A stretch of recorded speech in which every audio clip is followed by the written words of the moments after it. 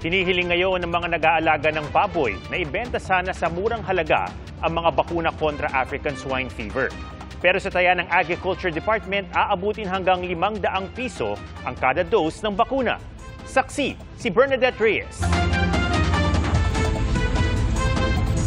Kahit buong Batangas ang nasa state of calamity, idiniin ng mga magbababoy roon na hindi lahat ng mga baboy mula sa probinsya ay may sakit.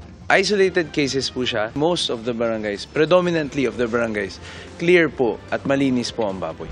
Sinisimula na ang planong controlled vaccination kontra ASF.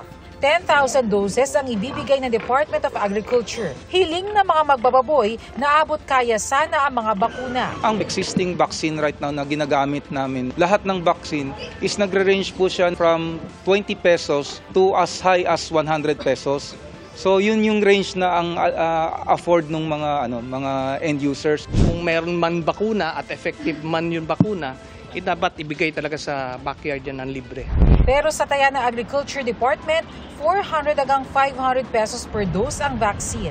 Sa kabila nito, hindi raw nakikita ng DA na makakaapekto ito sa presyo ng karning baboy. Napakaliit naman ang portion nung 400 to 500 pesos. That's only 5% more or less ng production.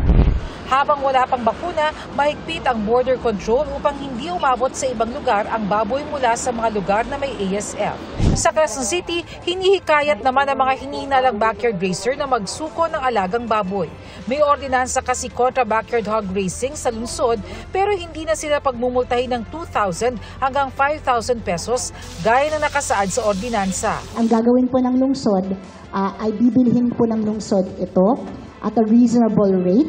Ayon sa lokal na pamahalaan, sakaling magpositibo sa ASF ang mga baboy, agad daw ikokondem ang mga ito. Pero kung wala namang sakit, ibibenta daw ang mga karne ng baboy sa mga kadiwa centers.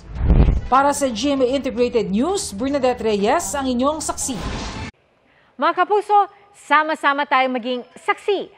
Mag-subscribe sa GMA Integrated News sa YouTube at para sa mga kapuso abroad, samahan niyo kami sa GMA Pinoy TV at sa www.gmanews.tv.